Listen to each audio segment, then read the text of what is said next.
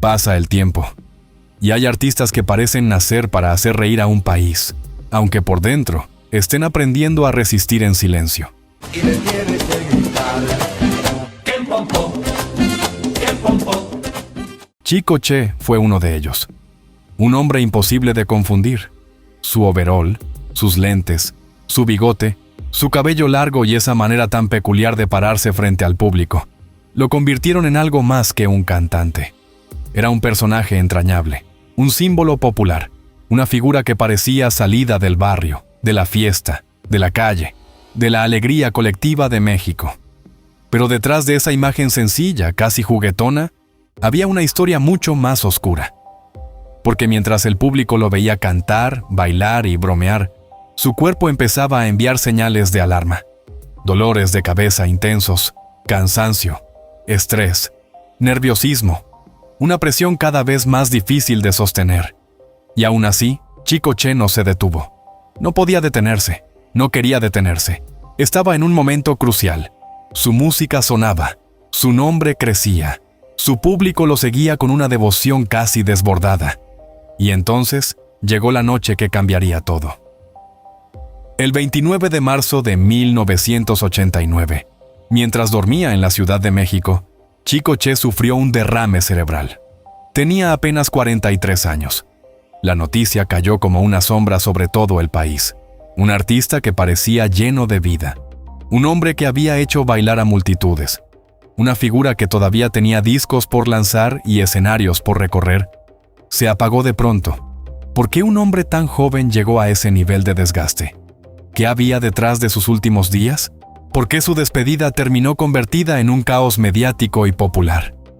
Para entender el final de Chico Che, hay que volver al principio, antes de que su imagen se volviera parte de la cultura popular mexicana. Chico Che nació como Francisco José Hernández Mandujano, el 7 de diciembre de 1945, en Tabasco. Su infancia no fue sencilla. Perdió a su madre cuando era muy pequeño, una ausencia que marcó sus primeros años y lo obligó a crecer con una sensibilidad distinta. Fue criado junto a su hermana Matilde, quien más adelante se convertiría en una de las personas más importantes de su vida, y también en una pieza clave dentro de su carrera. Desde joven mostró una relación natural con la música. No era solo gusto, era curiosidad, necesidad, impulso. Tocaba varios instrumentos, exploraba sonidos, se dejaba atraer por ritmos distintos. Aunque llegó a estudiar Derecho por un tiempo, su verdadera vocación estaba en otro lugar. Su padre quería que tuviera una profesión estable, pero Chico quería música. Y esa decisión, como tantas decisiones artísticas, no fue solo una rebeldía juvenil, fue una apuesta de vida. A los 23 años dejó atrás el camino esperado y decidió dedicarse a aquello que realmente lo movía. Ese mismo periodo también marcó su vida personal. Se casó con Concepción Rodríguez, la mujer que lo acompañaría en una historia llena de amor, sacrificios, momentos de abundancia y también despedidas imposibles. A ella le prometió mejorar su vida, y esa promesa se volvió motor. Chico Che no quería triunfar únicamente por vanidad. Quería sacar adelante a su familia. Quería demostrar que el camino que había elegido no era un capricho. Quería convertir la música en sustento, en futuro, en dignidad. En 1968 fundó el grupo La Crisis. Al principio, su sonido tenía influencias distintas a lo que después lo haría famoso. Chico admiraba el rock inglés. Le interesaban figuras como Mick Jagger y Jim Morrison. Había en él una mezcla curiosa. Un hombre profundamente popular, con una sensibilidad tropical, pero también con inquietudes modernas, con ganas de experimentar, de no sonar igual a todos. Y esa mezcla fue clave, porque Chico Che terminó construyendo un estilo propio. Música tropical con metales, humor, ritmo, picardía, energía y una identidad visual que nadie podía olvidar. No intentó parecerse a los galanes tradicionales. No quiso ocultar su cuerpo, su forma de vestir o su manera de ser. Al contrario, convirtió todo eso en parte de su marca. El overol no era un simple vestuario, era una declaración, era decir, así soy. Y quizá por eso la gente lo amó tanto. Porque Chico Che no parecía fabricado por una disquera, no parecía un producto perfecto, parecía alguien cercano, alguien que podía cantar en una feria, en una fiesta, en un programa de televisión o en un escenario enorme sin perder esa sensación de humanidad. Era famoso, pero no distante. Era popular, pero no frío. Era peculiar, pero auténtico. Y en la música, la autenticidad puede ser más poderosa que cualquier estrategia. Durante los años 70, su carrera empezó a crecer con fuerza. Llegaron los éxitos, los reconocimientos, los discos de oro, las presentaciones importantes. Su nombre comenzó a circular por todo México. La crisis se consolidó y Chico Che se convirtió en el rostro indiscutible del proyecto. El éxito cambió su vida familiar. Llegaron mejores condiciones económicas, regalos, autos, colegios privados para sus hijos. La promesa hecha años atrás parecía cumplirse. Pero la fama nunca llega sola. Siempre trae otra cosa. Trae exposición, trae críticas, trae envidias, trae exigencias. Y en el caso de Chico Che, también trajo una relación cada vez más intensa con el público.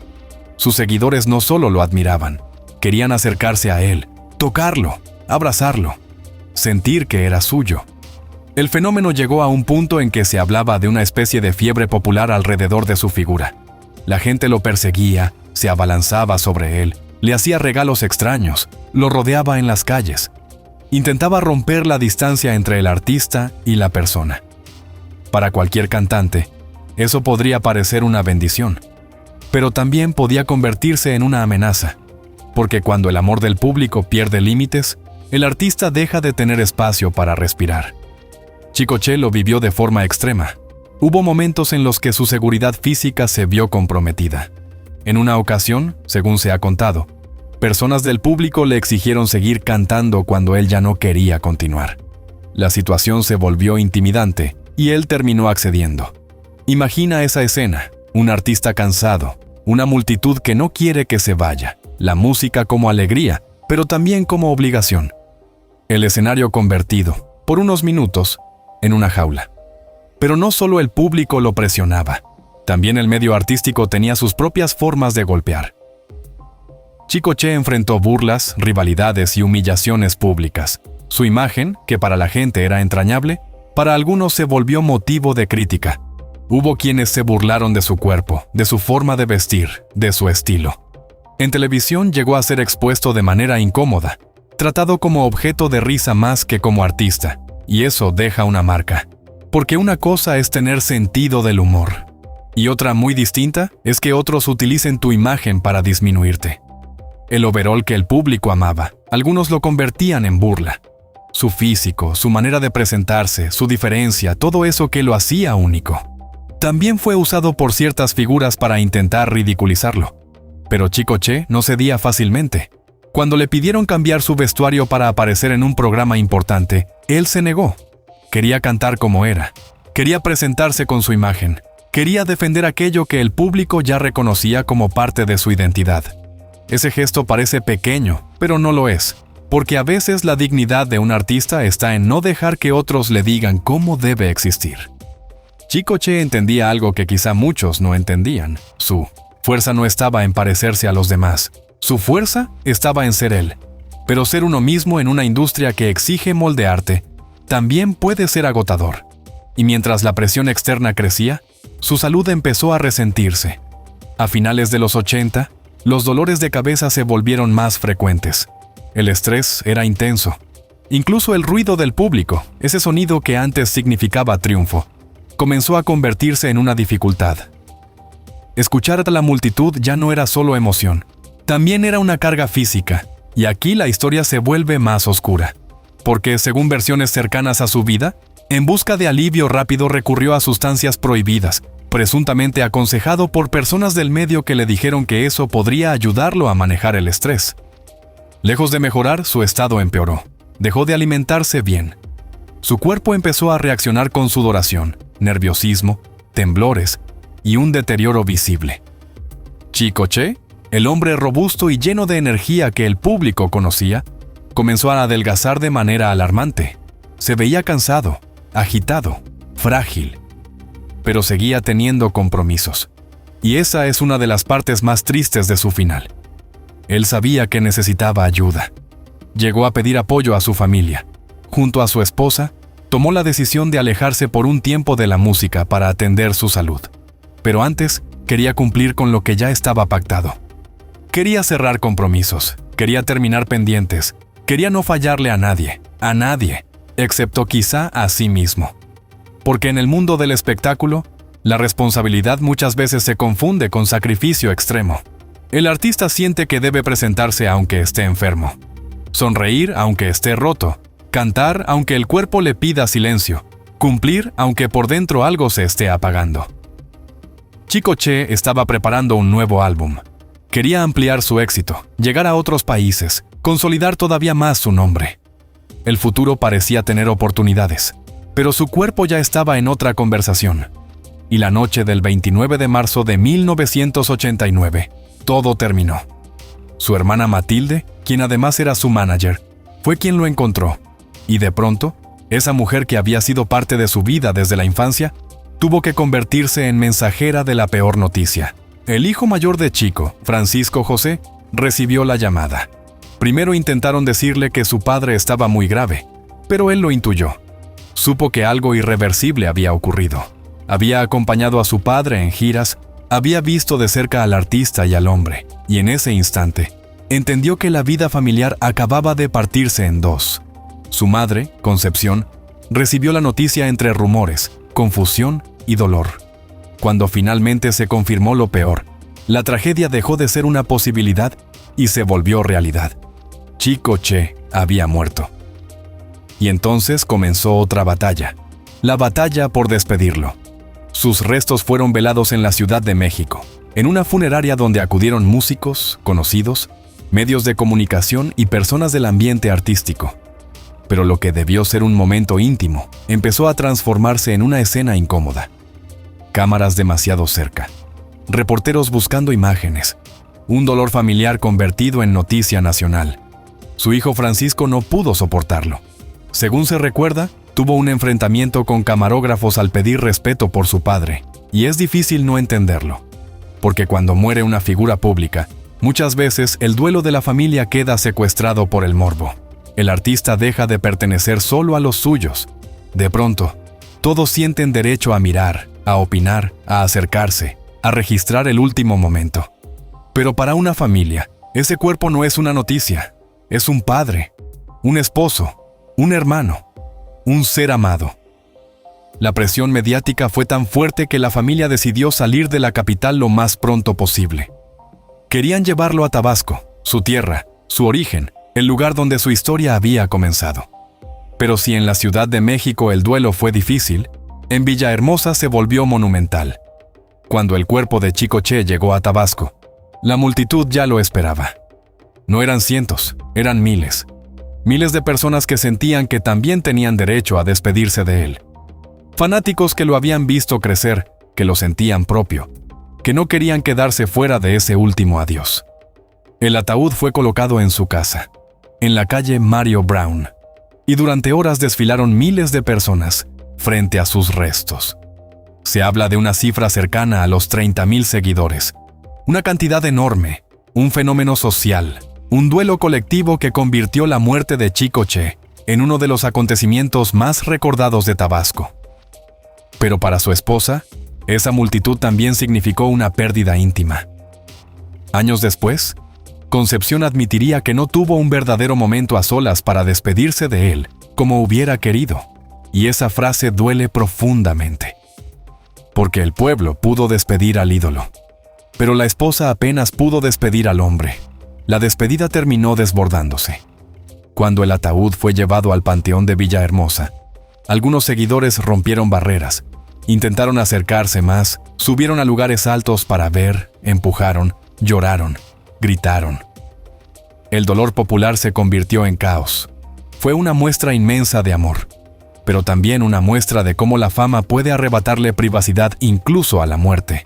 Chico Che, que en vida no siempre pudo escapar de sus fanáticos, tampoco pudo hacerlo en su último viaje. Y mientras el país lo despedía, comenzaron los rumores. Aunque la familia habló de un derrame cerebral, circularon otras versiones. Algunos mencionaban un infarto. Otros especulaban con una posible sobredosis. Pero esas versiones nunca deben presentarse como verdad absoluta. forman parte del ruido que muchas veces rodea la muerte de una figura pública. Cuando alguien famoso fallece de manera repentina, el público busca explicaciones, incluso cuando ya existe una versión familiar o médica. El problema es que las preguntas pueden convertirse en sospechas, y las sospechas en mitos. En el caso de Chicoche, su estilo de vida, sus problemas de salud, su estrés, el deterioro de sus últimos días y los rumores sobre el consumo de sustancias alimentaron muchas conversaciones. Pero más allá de cualquier especulación, hay una verdad emocional que no necesita exagerarse. Su cuerpo llegó a un límite, y ese límite tenía una historia. No fue una caída aislada. Fue el resultado de años de presión, trabajo intenso, críticas, exigencias, desgaste y una entrega casi total a su carrera. Chicoche no era un artista distante ni frío. Era profundamente cercano a su gente, y eso lo hacía querido, pero también vulnerable. Porque cuanto más accesible parecía, más personas querían algo de él. Una foto, una canción, un abrazo, una presentación más, una sonrisa más, un esfuerzo más. Y él daba. Daba hasta el cansancio. Daba hasta que el cuerpo empezó a quebrarse. Su muerte afectó a millones de personas, pero también dejó una herida enorme en quienes compartieron su vida profesional. Chucho Rincón, músico y productor cercano de la crisis, quedó profundamente afectado. La pérdida de Chico no solo significó perder a un compañero artístico, significó perder el centro emocional de un proyecto, el motor de una historia que habían construido juntos. La familia también enfrentó consecuencias difíciles después de su partida. Problemas legales, pérdidas materiales, rumores, revelaciones personales, y el peso de sostener un legado que parecía demasiado grande para cualquier casa. Incluso surgieron historias relacionadas con un presunto hijo fuera del matrimonio, que usó el nombre artístico de Chicoche Jr., y que años más tarde también tuvo un final trágico. Otro capítulo doloroso dentro de una historia familiar atravesada por la fama, la ausencia y la sombra de un apellido enorme. Pero la historia no terminó solo en dolor, porque el legado de Chicoche siguió vivo. Su viuda sacó adelante a su familia. Sus hijos crecieron con el recuerdo de un padre amado por multitudes, pero también marcado por la ausencia. Y con el tiempo, uno de ellos, Roberto Carlos Hernández Rodríguez, conocido artísticamente como Chicoche Chico, comenzó a interpretar sus canciones y a mantener viva esa memoria sobre los escenarios. No se trata solo de imitar, se trata de preservar, de recordar, de decirle al público que esa alegría no murió por completo. Que el hombre del overol todavía vive en cada fiesta donde suena una de sus canciones. Y esa es quizá la parte más poderosa de Chicoche. Su música sobrevivió al drama, sobrevivió a los rumores, sobrevivió al caos de su funeral, sobrevivió a las burlas, sobrevivió a los conflictos, sobrevivió al paso del tiempo.